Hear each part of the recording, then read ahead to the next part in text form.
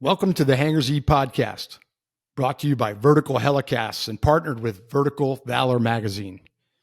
In this episode of the Hangar Z Podcast, hosts Jack Schonely and John Gray welcome Clay Lacey from Texas DPS to discuss the integration of drones with manned aircraft and law enforcement operations. They explore the importance of collaboration between drone and aviation programs, share success stories from recent operations, and highlight the challenges faced in this evolving field. Clay emphasizes the need for proper training, communication, and structure within these units to enhance effectiveness and safety in airborne law enforcement. This conversation delves into the critical role of communication in drone operations, emphasizing the need for effective teamwork between drone operators and ground teams. Real-world examples illustrate the challenges faced during operations and the importance of integrating drone programs with traditional aviation practices. The discussion highlights tactical insights gained from training, the enhancement of airborne intelligence through drones, and the future of collaboration between manned and unmanned aviation. Thank you to our sponsors, Astronautics Corporation of America, Robinson Helicopters, and Onboard Systems Hoist and Winch. Welcome to the Hangar Z Podcast, brought to you by Vertical Helicasts. The Hangar Z Podcast is the first and only podcast dedicated to promoting and exploring the personnel and equipment behind the missions in public safety aviation. Join your host, John Gray, Jeff Ratkovich, and Jack Schonely. Still southbound, skidding to a stop. Stand by here. Looks like you're getting ready to bail. Heads up, guys, bailing. Okay, the guy, he's running through the house, jumping the fence, through the shotgun, through something out. Grabbing the shotgun. Don't go over that fence. Don't go over that fence. Grab the shotgun again. He is armed. Stay there. Hold your position. 4 on the stop. You're in custody. They're advising code 4 on the stop. Welcome to the Hangar Z Podcast, brought to you by Vertical Helicasts and partnered with Vertical Valor Magazine. I'm your host today, Jack Schonely. With me today is the creator of the Hangar Z Podcast, Mr. John Gray. John, how are you today? Good, sir. Always happy to join you. And I will say this conversation today, I'm getting to talk to two of the best people in the industry. So really honored to be here and happy to talk to you guys. I'm not sure who he's talking about, Clay, but all right, we'll move on from there. Well, thank you, John. You know, we appreciate your kind words always. And with that, we'll introduce our guest for today, someone very familiar to the vast majority of people that listen and watch the Hangar Z Podcast, from Texas DPS, Mr. Clay Lacey. Clay, how are you? I'm great, Jack. Again, kind of reiterating what John said, I'm tickled to be here with you guys. You guys are changing the industry. But the stuff you're doing on this show is phenomenal and exciting, and I'm honored to be here. Well, thanks, Clay. Clay's been with us many times now. He has a wide variety of topics he has a lot of expertise in, and so he ends up on panels and individually. So he's been a guest many times with us. So most people know who you are and about you, but for those that don't, let's give them a thumbnail, give them the overview of who you are and what you do, Clay. Well, before he starts, I have to say one thing, because for those that are watching on YouTube, you'll see behind Clay's left shoulder, he's part of the Hangar Z family. So he's actually one of the Hangar Z co-hosts. So I do want to throw that in there. You're not just a guest. You are actually part of the co-host cadre. So honored to have you here. And again, thank you for joining us. Sorry to interrupt. Well, thank you. No, it's great. I appreciate it. My name's Clay Lacey. I'm currently employed by Texas DPS in the Aviation Operations Division as I always say TFO first and then lieutenant pilot second. Still TFO as much as I can. That's where the fun job is. But my main role now is a line pilot, flight instructor, TFO instructor, and heavily involved in our safety management system program. I've been flying with DPS for about 23 years now. A good portion of that early on, I was a local police officer here in the Dallas-Fort Worth Metroplex and was one of the first tactical flight officers assigned to DPS as a task force position. They didn't have TFOs, started buying all this gear, needed somebody to run it, and I jumped on it. And early on, I attended some phenomenal training with Jack many different times on my own dime, trying to learn what this TFO and stuff was all about, how to be good at it. And so my core foundation of everything I teach right now and my success in this industry, I attribute to Jack Schonely. And I'm grateful for him and, him taking the time to help me with that. So went to a lot of AppsCons, went to a lot of Jack's training, and eventually when I was retirement eligible with the city I work for, the Texas DPS offered me a very, very good opportunity to lateral straight into the division. That's not normally done in our organization. You have to go be a trooper, go to the academy in Austin, work the road, and then move your way through there. So they brought me on board, and I'm assigned here in the Dallas-Fort Worth Metroplex. We're up at the McKinney Airport, northeast of Dallas, and we operate, I think we're at 30 or 35 different aircraft. We operate A-Stars, we have some B-2s, we have some B-3s, we have some 125s, we have EC-145, an older one, we have a Bell 412, we've got some Cessna Caravans and 206s and Pilatus PC-12s and a King Air. But here in the Dallas area, we have an airplane and a helicopter, and we supplement a lot of the big suburbs around Dallas providing airborne law enforcement. Because unlike, LA where Jack is, there's big cities here in Texas that have no air support. You look at a city like Arlington, there are 430,000 people, I think now. They'd have 6 or 7 turbine aircraft if they were in California, and they don't have any. So we kind of fill that role. So I'm still doing the job, work nights, work days, work holidays, and then, also do a little teaching on the side also. So that's a little bit about me. A little teaching, a lot of teaching. Why don't you talk about that a little bit more? What kind of classes do you offer that many of our listeners have been to them? But for those that don't know, tell us about your teaching on the side. Well, it started with just mirroring Jack's classes on how to catch bad guys. That had never been codified in the way that Jack did it. And so it kind of started with I need to be able to teach this suspect behavior and perimeter containment. This is the foundation of catching bad guys, and started with that. And then it just kind of grew into several other courses. So now I teach anywhere from 1 to 3, 4-day TFO schools that might start off with TFO selection and training. How do we pick our TFOs? How do we train them? And I share our learning experiences in our organization with attrition rates and how we get people. And then we'll go into, airborne law enforcement, crew resource management, which is much more about integrating a non-pilot into the cockpit in a way that enhances our mission effectiveness and our safety. Do vehicle pursuit management, copied some classes. I've got a background in canine operations also. I work a protection dog to this day. We work with our dog teams a lot. So teaching air support to canine operations course, aerial use of force stuff. So kind of the list goes on depending on kind of what the person wants. And then I refer, Jack is a big reference. That's just a class you have to take if you're in this business, period. You just have to do it. And then a lot of the SR3 guys, Dave Cowan, those guys are great friends of mine. They help us with our search and rescue and our hoist operations, and I think they're the best in the business. So, we kind of outsource some of that stuff. So, that's kind of what the hot topics are right now. I know you've recently taught a couple classes for APSA in Florida. What do you have that's up and coming that folks could jump onto to attend your class?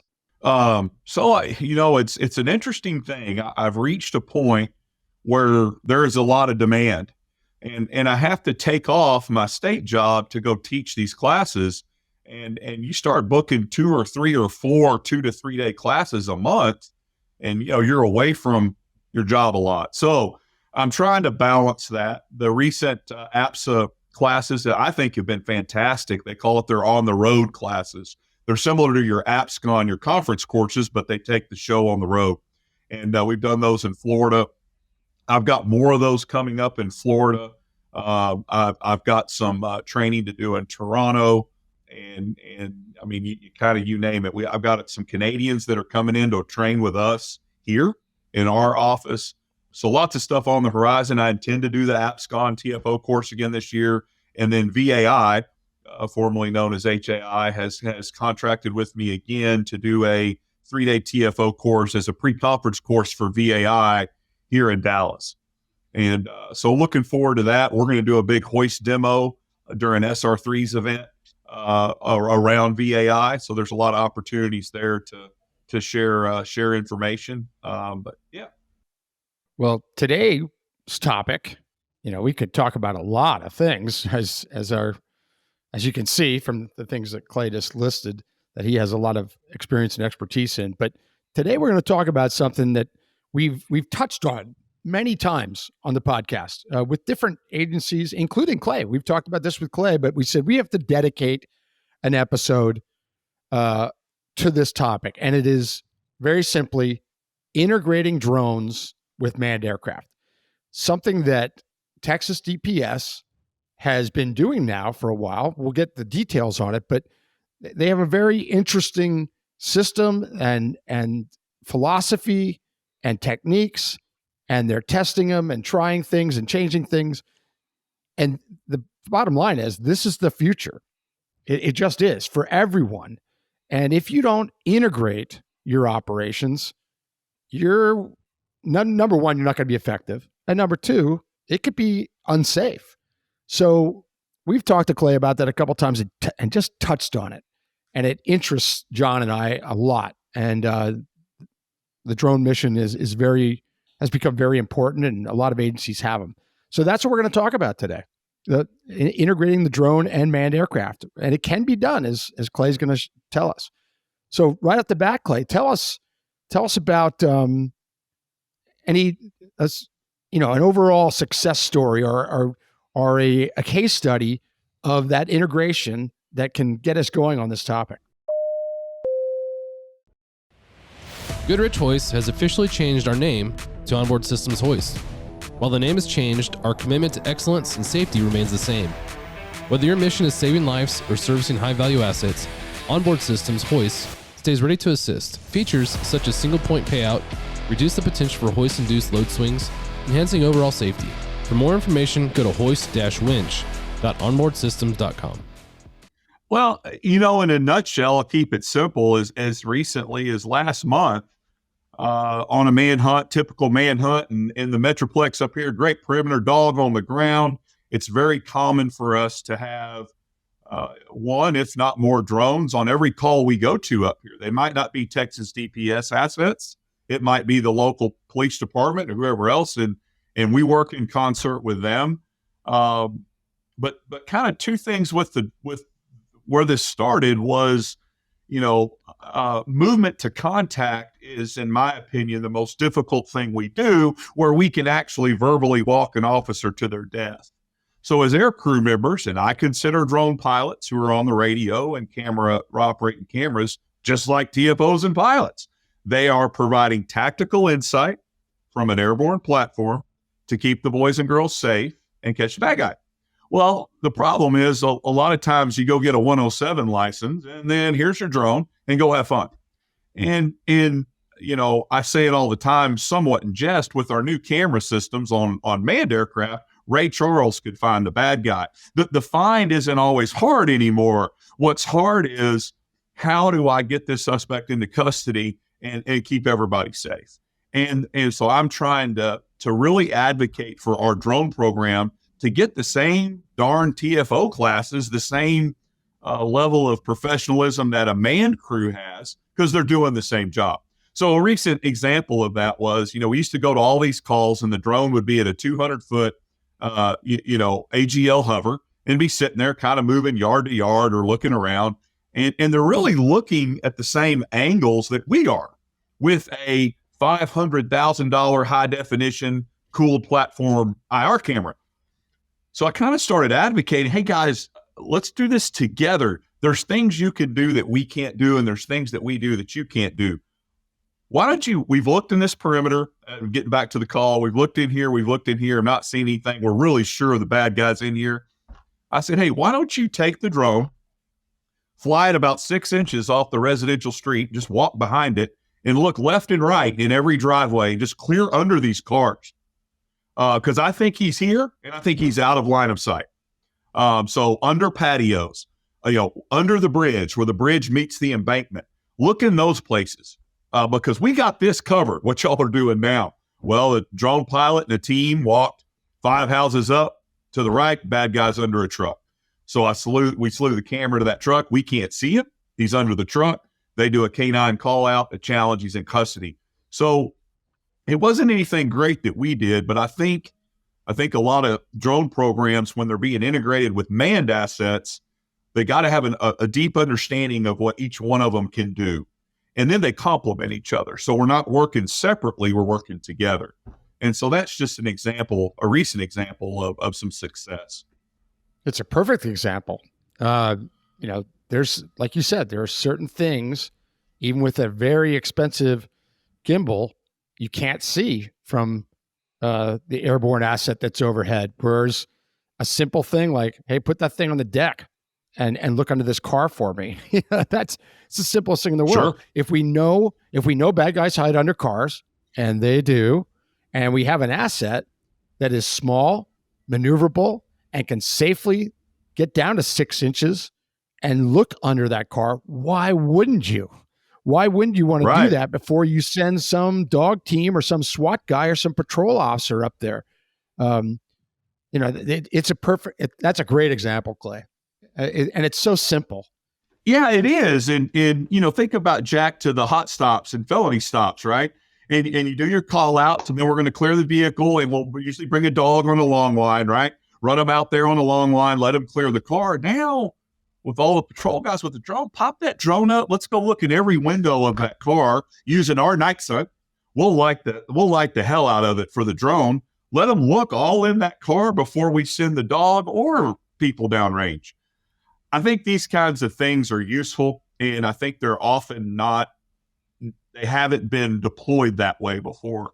And so my goal is to kind of change that. And in our program, we're kind of working on that.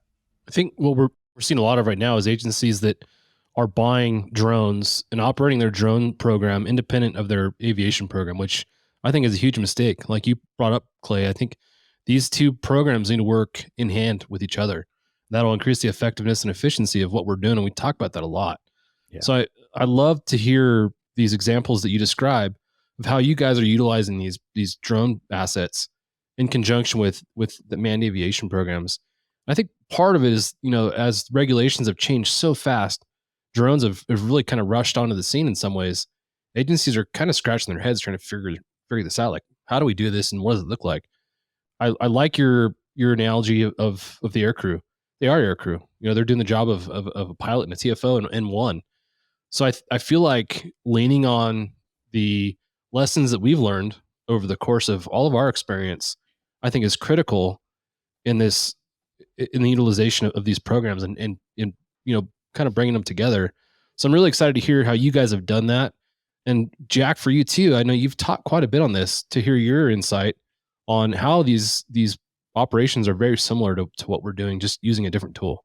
I agree with Clay and what you just said completely. It's the same. It is so similar that it's only common sense to get your air crews involved in the training of the drone operators. That UAS team is so similar to that TFO job. It's ridiculous how similar it is.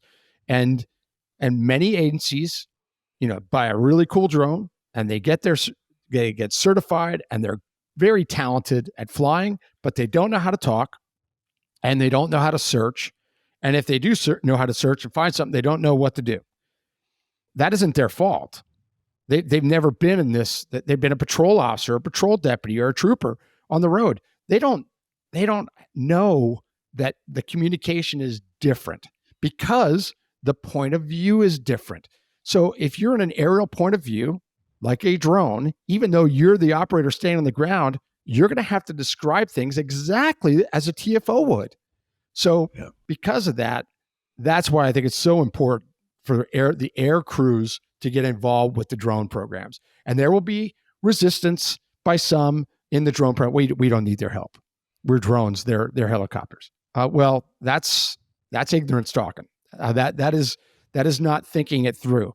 Not that long ago, John and I talked to a panel of guys from Canada, and correct me if I'm wrong, John. I think it was York that their air unit was training their drone people. That was the plan from day one. It's so smart. It's so smart. And it's not, you don't have to be a helicopter pilot and learn how to fly the drone. But if you're an air crew, you're going to have knowledge of what they need to find and capture bad guys that they just don't have yet from an aerial perspective. They'll learn it, but why learn it the hard way? Because if you learn it the hard way, what happens? You're going to make mistakes. You're going to make mistakes, and you're going to miss people.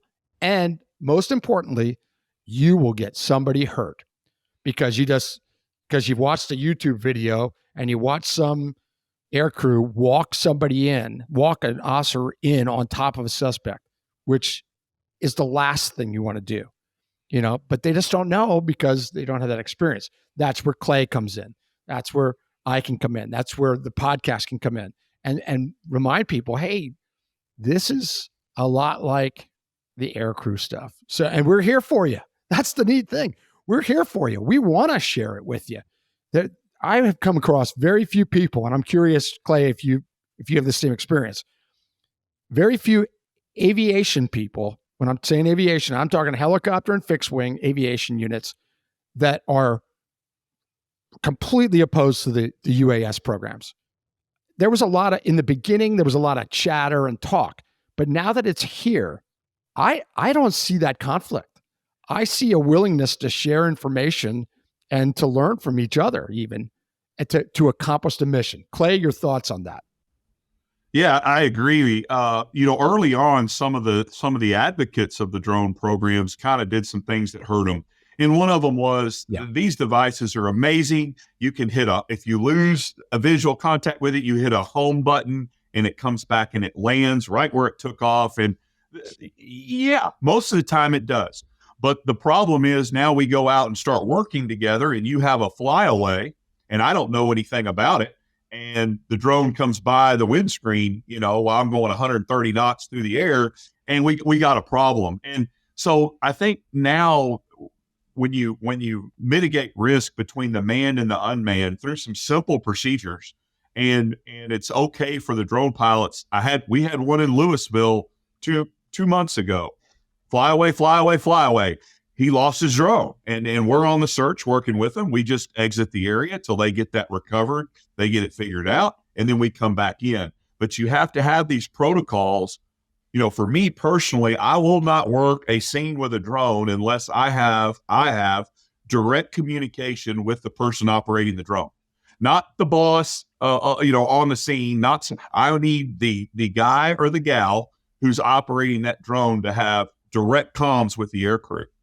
And then we're going to deconflict our altitudes. But what drone folks have to understand also is they're not as invested in this as we are. And here's my point. If Jack and I were working a call over LA, he's in an LAPD machine and I'm in the local news machine, we're going to be on an air to air and we're going to deconflict with each other with altitude and maybe space.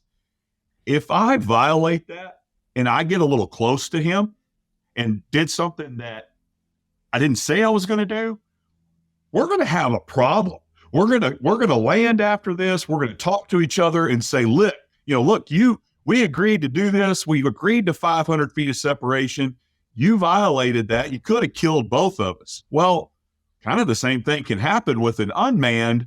And I'm not saying that they don't care, but it's a lot different when you're standing on firm ground with a hand controller versus the guy who's going through the air. And so I think that caused a lot of the conflict. You protect and defend. So do we. Astronautics' proven cybersecurity, connectivity, and upgrade solutions support helicopter OEMs and operators worldwide. When the mission matters, you need to trust that your avionics systems are secure, connected, and reliable because lives depend on it. continue to protect and defend. So will we. Contact Astronautics at www.astronautics.com. When the Haitians, one of the big group of Haitians was coming into Del Rio a year ago, we were down there flying. I'm 1,100 feet AGL with state representatives in the back of the aircraft looking at this mess. And we have drones up, our drones, DPS AOD. And they're supposed to be at or below 200. And that was our deconfliction. And we had a radio channel. We're going down the river, and one of our drones is eye level with me in a hover over the river at 1,100 feet AGL. And I key up the radio. I said, drone team, what the hell's going on? I look, it starts descending immediately. They said, hey, we weren't paying attention. I think the future for these drones is two crew. One to fly the damn drone and one to run the camera system, because it's hard to do both of those things at once. And what I find is when the operator is really digging with his camera, sometimes the piloting can vary. Just like in the manned world, you have an untrained or a poorly trained TFO, the workload shifts to the pilot. The pilot starts taking on more and more of what the TFO should be doing, and that's not safe. So the future, I think, of the UAS stuff is it's going to look just like me and Jack in a helicopter. It's going to be two folks standing with each other, one flying it, one running a camera, and they're going to be working orbits just like we work orbits. But right now, it's very difficult for them to make circles and run the camera at the same time with one person. I have the same experience as you do, Jack. Yeah, but more and more, what I'm finding is, as I'm coming across these drone teams, more and more are working in teams. And I always tell them, well done. I think that's a smart thing to do. Smaller departments will say, hey, it's just me, Jack. I got to do both. No problem. But understand that that's going to put you to your limit at times, especially when you do find somebody. Now, you still got to fly that drone safely. You still have to keep it in a position where you can see the target. And now you got to get on the radio and talk and operate the camera. It's a lot to ask. Can it be done? Yes. The technology is there where it can be done. But I'm with you, Clay. The two-person teams, once they figure out how to communicate, the two-person teams are much more efficient and effective and do a better job. But I will emphasize that they need to learn how to talk, just like all three of us had to learn how to talk to our pilots as TFOs. It's the same thing. It's exactly the same. You got to be able to be clear, concise, and explain to your pilot in very few words what you need and how soon you need it, and figure out a way to communicate effectively between you to get the job done.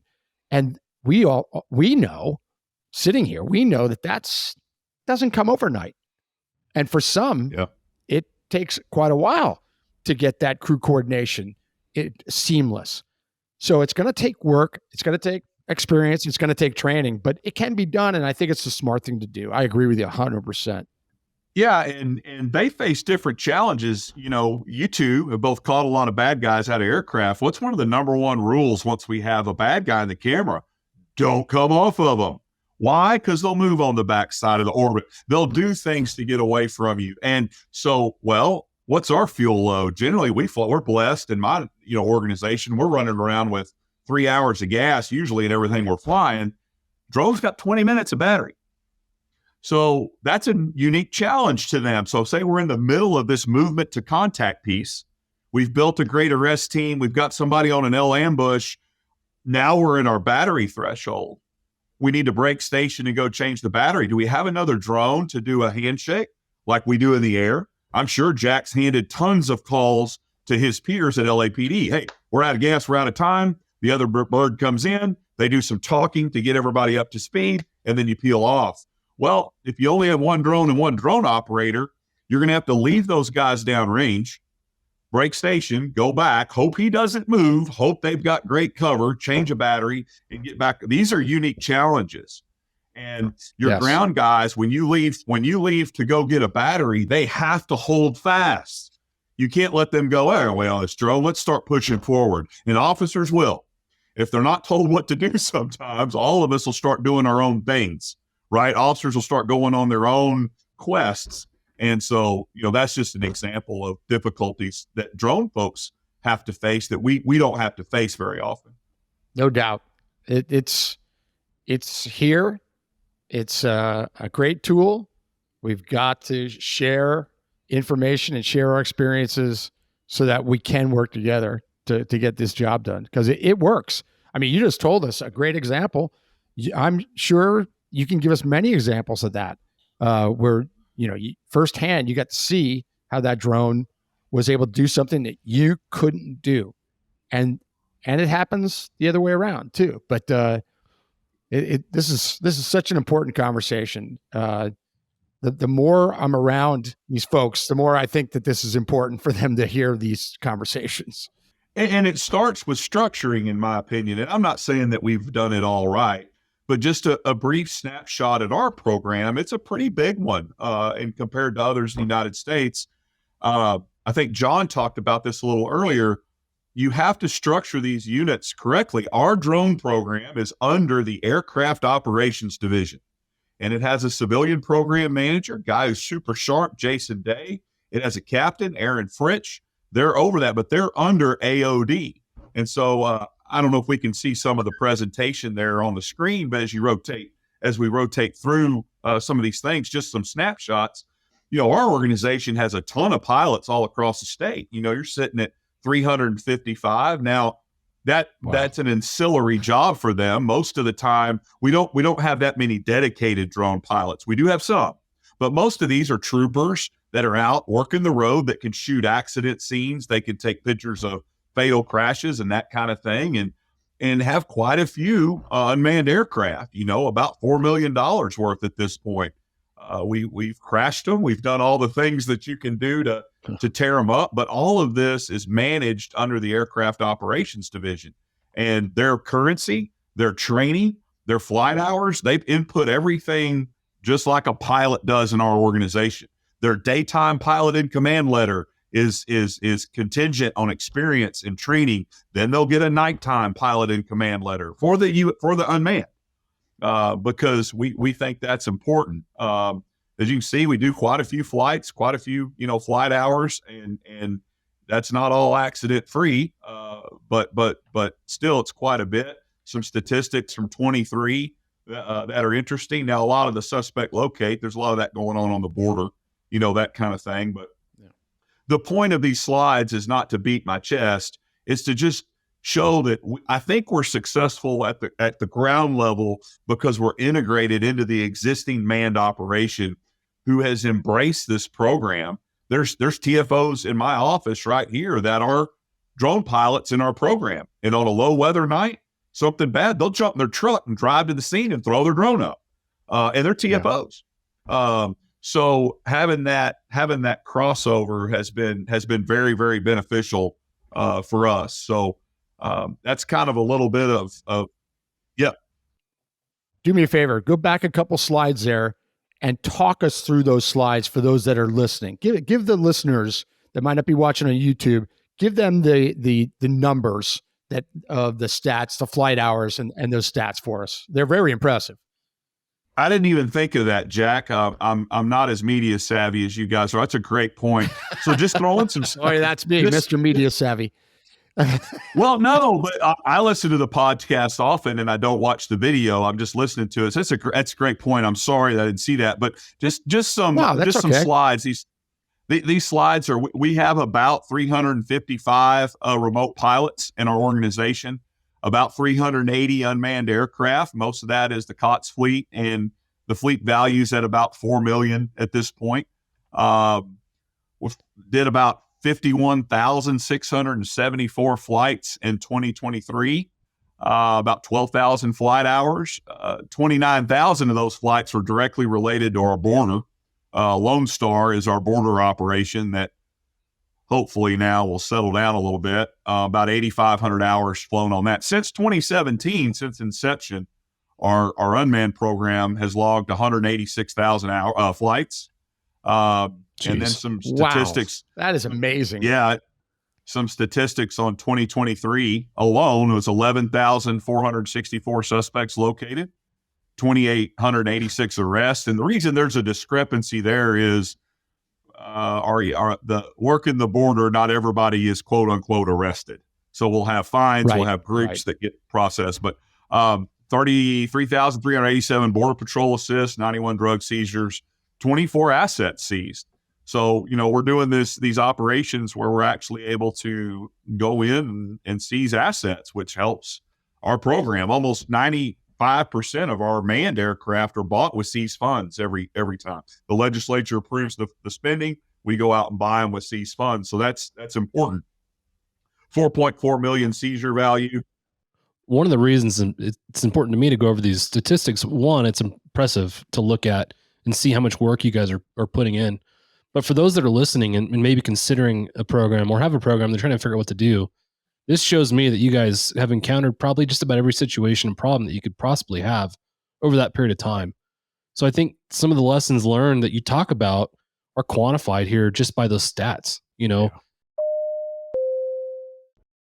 Thank you to our sponsor, Robinson Helicopter Company, the choice for unrivaled safety and reliability, so you can accomplish any mission with confidence. For more than half a century, Robinson has been at the forefront of the helicopter industry. From the R-22 to the R-66 turbine, Robinson makes helicopters accessible so more people can accomplish more missions. Climb higher. For additional information, visit www.robinsonheli.com. The team that DPS has put in place and the facility, we have a dedicated drone training facility at our academy in Florence with the big driving pad and the firearms range and all that is also now a nationally recognized drone training facility.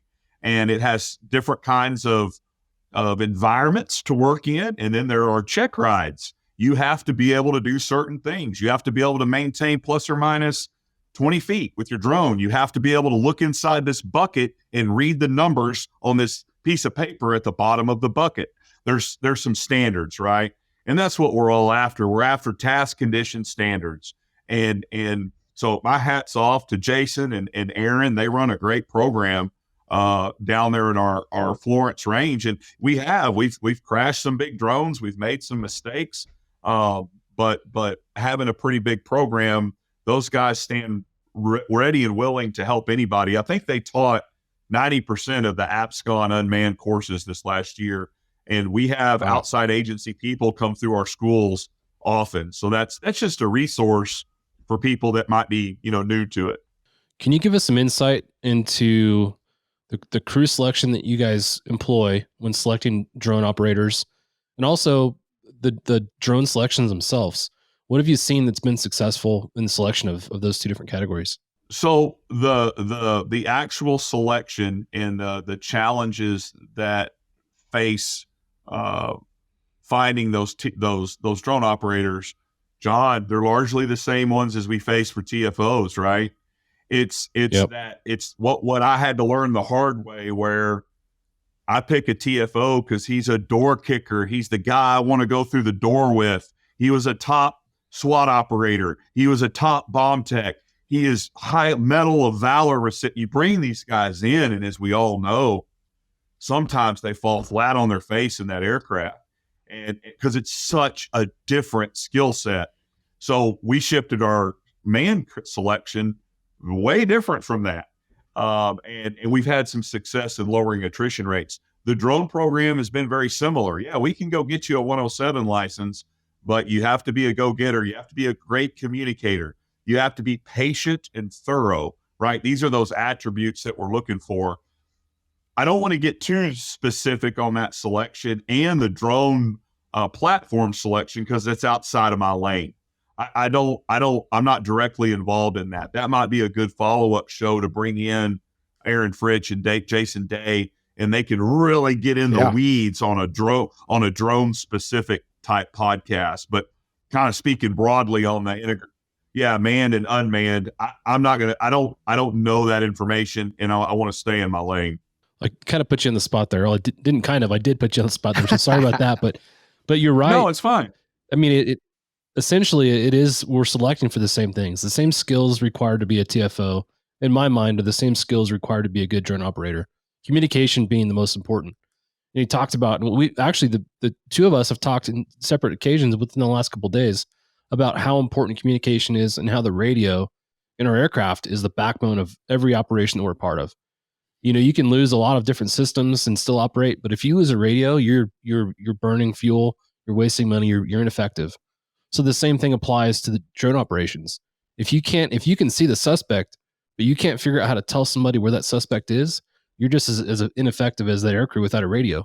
Clay, you've talked about real quick. You've talked about an incident which I love because it highlights this, where a drone operator had a suspect in view on the drone, but couldn't figure out how to put that information out. Can you talk about that and what you did to kind of problem solve there? Yeah, it was an IFR night, so we couldn't fly. So we ended up out heading home a little early.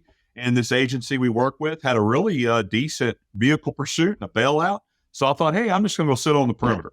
So I checked on the radio and with the agency, hey, I'm state pilot. We can't fly, but where do you need a hole filled? I can do that. And like, well, we'd actually like you to come over. We're going to launch a drone and like you to come over to where that's set up. So I grabbed my plate carrier and my rifle, and I go walking up there thinking we're going to go down range or whatever. And the drone operator's standing there with the drone up. And I'd never seen that system. It was early on in this agency's purchasing of those drones. Well, I look at the screen, and of course, it's not a a FLIR HD. It's not a Westcam series. It's not this high definition, externally cooled sensor, picture. But I look and I said, well, that's your bad guy. Well, the drone operator's looking and he looks at me and he goes, where? I said, right there. He's laying in the V of the roof, in the pitch of the roof. They'll lay in there, and he's laying in that. I said, where are you looking? And he's like, that's the hard part, because we only have this screen and then it uses Google Maps. And I said, okay, well, maybe we can count houses. Can you kind of go from left to right and figure out a house, figure out something? He couldn't do it. He was loaded up. So the supervisor standing there said, are you serious? That's the bad guy? I said, it's the bad guy. I'm telling you, he's laying in the pitch of the roof. Where did I learn that? Jack Schonely, right? He'll teach you these things. This is where bad guys go. Why do they go up there? They don't want to get dog bit, right? So right. I said, hey, let's do this. I'm gonna get in my truck and I'm gonna drive up and down the street. I think I can see your drone. And when I get in front of the house, tell me to stop. So he framed up the picture so he stops me and we put an arrest team together and we did a call out and the guy came down and picked me in custody. But, it wasn't anything that drone pilot did wrong, and it wasn't anything that I was great at. It was a combination of training and experience that I had helped me interpret that image, helped me interpret what was on the screen. The FLIR image didn't look great, but you combine it with Jack Schonely's tactics and where suspects hide, and you're actually looking for bad guys, you start putting things together. So that's just an example of, where these guys can benefit quite a bit from some aircrew classes. And I think that's a perfect example of why you should integrate the drone program into the aviation program and why you should train both programs under one roof. I mean, that's a perfect example from my perspective. Yeah. I just had experience in this on a training I was at where I know where the suspect is. It's a training event. It's SWAT, K9, and UAS teams working together to solve a problem. Long story short, their camera is pointed at where the training suspect is hiding, and they don't notice anything. And same thing, Clay. Now, granted, I knew where he was, but I said, "Hey, work right where your crosshairs are. I want you to work that from a couple different angles." And they started to do that, and then all of a sudden they go, "Oh my gosh!" And I said, "How about that?" They just little things that we know because we learned the hard way. And who knows how many people we've all missed. I mean, I know I'm certain we've all missed people, but it was the same thing, Clay, where they're not used to it. They're not getting the volume right now.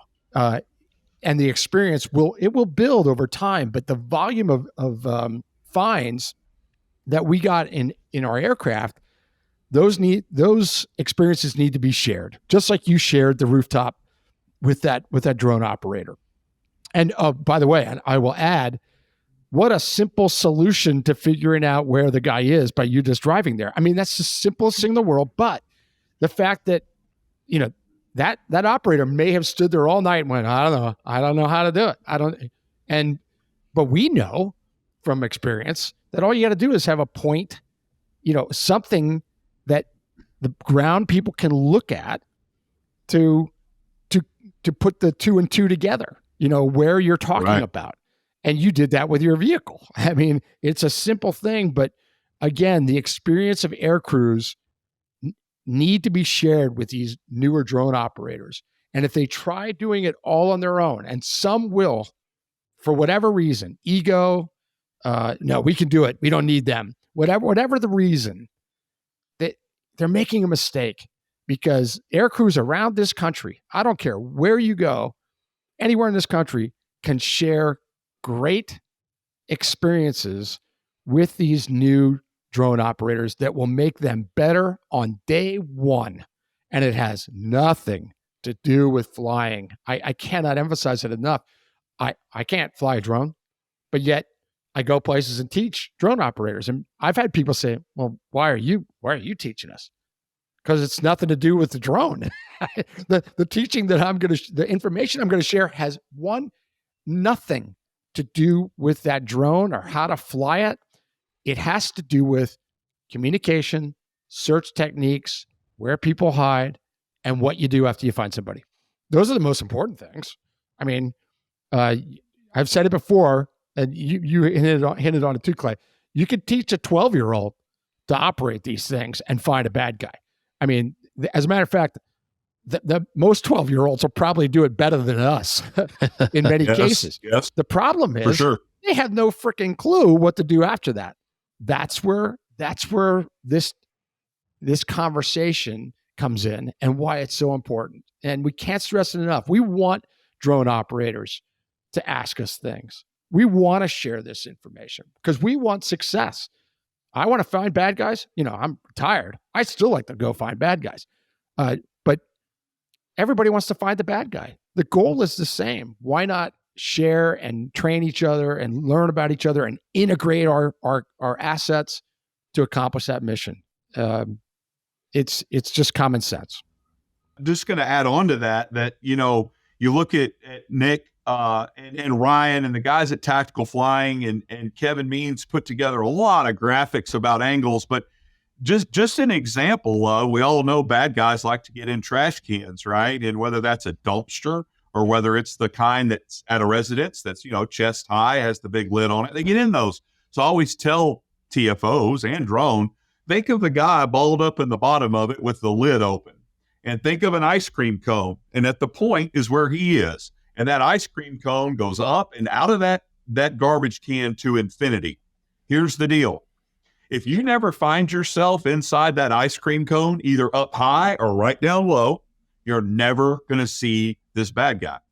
And so, one of the critical things is, and I think I've talked to drone manufacturers about this, the drones need to be able to move like we do. I envision, if you're setting up on a standard residential street, the drone's sitting over a row of houses and you have a circle and you can drag that circle on the map where it's doing sets of overlapping daisy chain circles so that you can get those angles. Listen to what Jack said. You got to get the right angle to pick up just the elbow, and maybe the elbow is the only damn thing you're going to get, right? And you may only get it for 3 degrees of orbit. And this doesn't matter if you're running a camera. If you're LAPD in your daytime with some binos at about 300 or 400 feet, hey, give me a look right inside this dumpster behind Taco Bell. The pilot knows that, and he's going to position the aircraft where Jack can see all the way around that dumpster. And these are just techniques that don't come to you without training. You have to be taught this stuff. One thing real quickly, and then John, I'll jump in here. Clay, are you telling me that bad guys hide in trash cans? Thanks for joining us for this episode of the Hangar Z Podcast. Don't forget to like and subscribe to hear more stories that promote the personnel and equipment behind the missions in public safety aviation. Lastly, stand by for a message after a word from our sponsors. Cheers. Thank you to our sponsor, Robinson Helicopter Company, the choice for unrivaled safety and reliability, so you can accomplish any mission with confidence. For more than half a century, Robinson has been at the forefront of the helicopter industry. From the R-22 to the R-66 turbine, Robinson makes helicopters accessible so more people can accomplish more missions. Climb higher. For additional information, visit www.robinsonheli.com. Goodrich Hoist has officially changed our name to Onboard Systems Hoist. While the name has changed, our commitment to excellence and safety remains the same.